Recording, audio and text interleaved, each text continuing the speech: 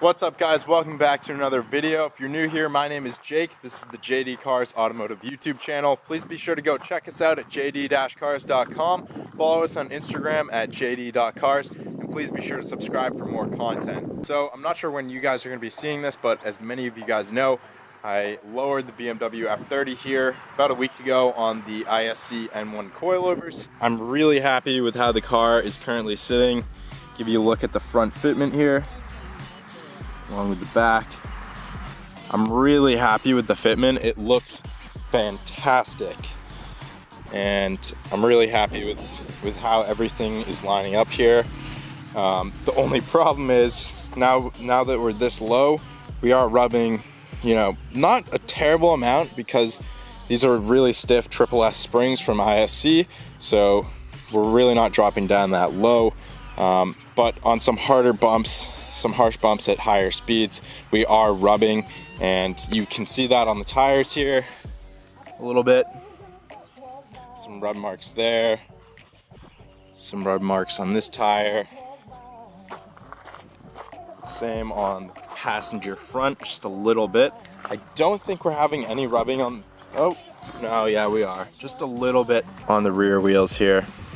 So basically the goal of today's video, and there's no guarantees here, but the goal of today's video is to accommodate this low and tight fitment without sacrificing the ride height of the car, because I really do like the ride height, how it's sitting right now. So we're gonna put it up on the lift, pull off the wheels, and we're gonna see what we can trim down, get out of the way of the tires, and see if we can make it work.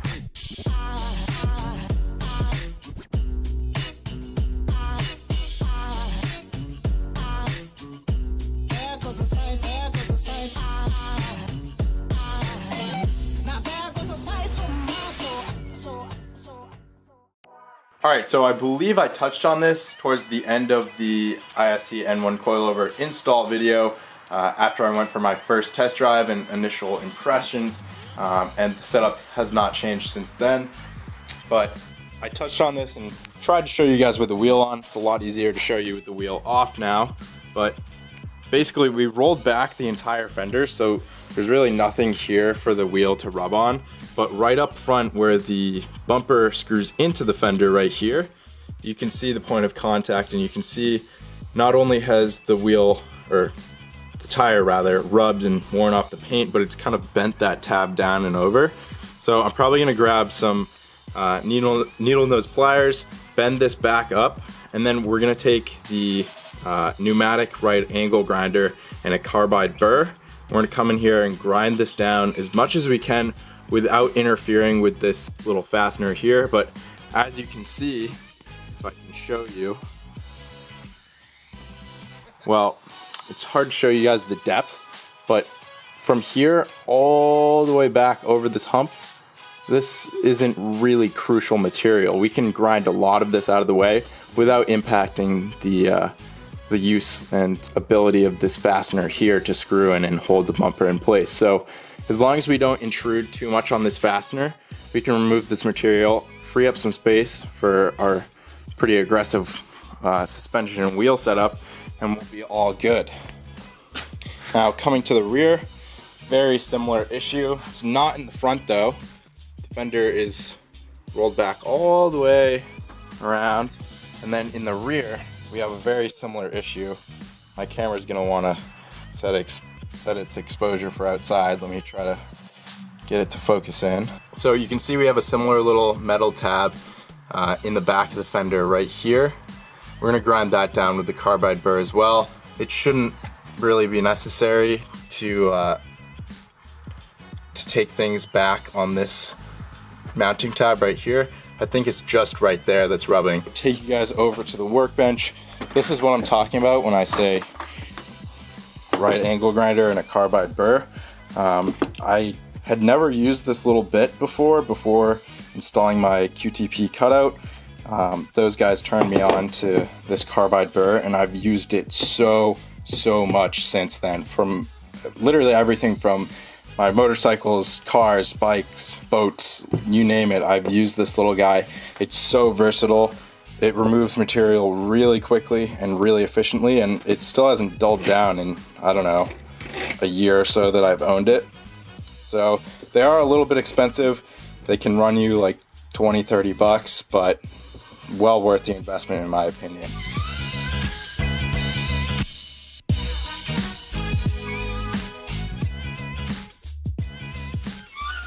Alright, so maybe 2-3 minutes there with the carbide burr. We got all of that material out of the way.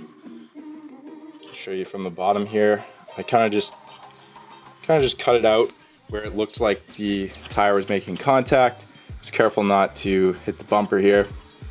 And yes, we do now have a little bit of exposed metal here, which will introduce rust. So we're gonna have to come back and I'll probably do this actually when I pull the fenders and front bumper off to wrap the car, but definitely gonna wanna cover that up with some paint or something of the sort just to protect it from rusting. But I'll show you guys quickly. Here's before on the passenger side. I think I just said that's before. That's after. This is before.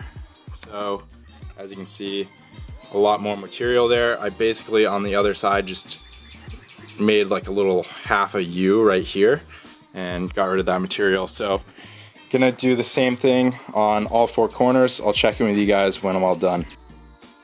All right, so all 4 corners are now taken care of, front and the rear here.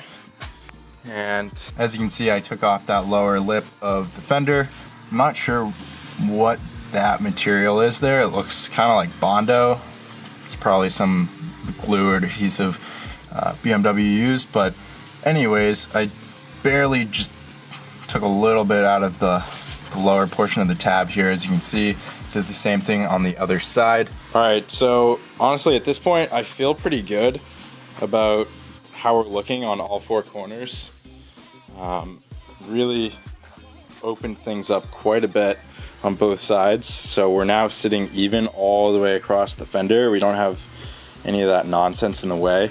So I think what I'm gonna do, because I'm wrapping the car, it's really critical that I get good fitment and I don't have any wheel rub before wrapping the car, because if I wrap the car and I have vinyl wrapping around the bumper here and around the fender here, and we have rubbing, it could compromise the entire wrap. So this is really important to me. So I'm gonna put some probably masking tape or Gorilla Tape on the inside of the fender here, something that I'll be able to see wear on.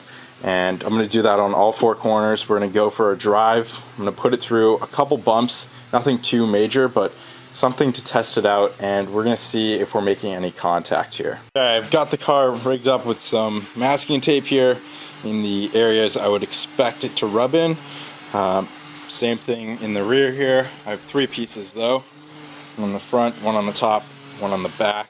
So gonna lower the car down, go take it for a test drive, and I'll let you guys know how it goes. We're back up on the lift because yes, we made a huge improvement, but I still hit one pretty big dip and I got a few of the wheels to rub. So we're gonna pull off all 4 wheels and hopefully see where we made contact. All right, pull off the camera light, and I'm gonna use a handheld light just to show you a little better here. This is what we're dealing with up front here. Just a little bit of rubbing right there. So we're gonna have to pull the fender out a little bit there. No rubbing up top, however. And then interestingly enough, there is no rubbing in the back here on the passenger side. None at all. But over on the driver's side, and I did notice, as you guys commented in the fender rolling video, you guys were like, oh, why didn't you let a body shop do it? It's not gonna be perfectly even. Well, you're right, it's slightly off on this side because we have a little tiny bit of rubbing there and a little bit up top here, just a tiny bit. And I did notice that. I noticed the passenger fender was rolled out a little bit more than the driver's side. Not a big deal. We're gonna throw the fender roller on this side of the car, bump it out a little bit more, and we're just gonna fine tune everything until we get this fitment to the point that it's not rubbing. If you guys haven't seen my fender rolling video, this is the cheap like $50 fender roller. Just bolts right onto the rotor and then applies force with a roller to the fender and bumps it out. So if you're interested in how to use this, please go check out my fender rolling video. Should have a link up above. Oh, and real quick, before I get to work here on the car, I just remembered something that's going to make things a lot easier up front here. If you guys watched my ISC N1 coilover video, you'll know that I applied, I believe it was 1 degree. If not, I can definitely tell you it was 1 tick mark on the camber plates. The ISC coilovers come with camber plates for the front, and I've only used a very small fraction of the adjustability. If you don't know what camber is, it's the angle of the wheel. Basically, increasing our camber will move the top of the wheel in, and the bottom of the wheel will move out a little at the same time. So that'll help tuck our wheel in as well. So if I can't get the fenders pulled out in the front far enough, it'll be a piece of cake in the rear. But if I can't get them pulled out anymore in the front, I can just open up the hood, adjust the ISC coilover, give myself maybe another tick or 2 of camber in the front here, and that should resolve our problem. Alright, so I think I got that rear fender rolled out enough. We'll see. With the test drive, just adjusted my camber on the front camber plates here. And for those of you who saw the install, you know there are like 2 settings, so to speak, with the camber plates. I have them maxed out on the first setting, but it's actually only at its half capacity. It's only halfway to its maximum camber.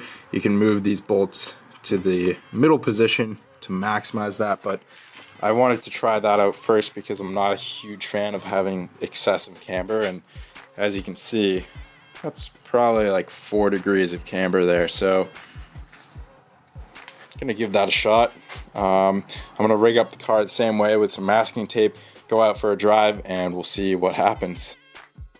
Alright guys, back at the house here, I really put the car through its paces on some harsh bumps. I only heard the car scrape once. I was super impressed, and I'm really glad to report the only place the car rubbed, hard for me to show you the wheel on, but it was this inner part, not the actual edge where the wrap is going to be coming around. So I really don't have to worry about this. I can trim it down a little bit more so we don't make contact, but yeah, making those small adjustments to our camber, rolling out the fenders just a little bit, that all made the fitment possible here, no longer rubbing. So I'm super stoked to report that.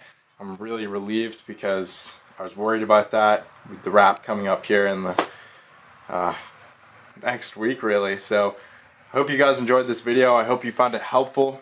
Please smash that like button. Subscribe for more BMW content. Be on the lookout because I have some really exciting stuff coming for the F30. Thanks so much for watching, and I'll see you guys next time on JD Cars.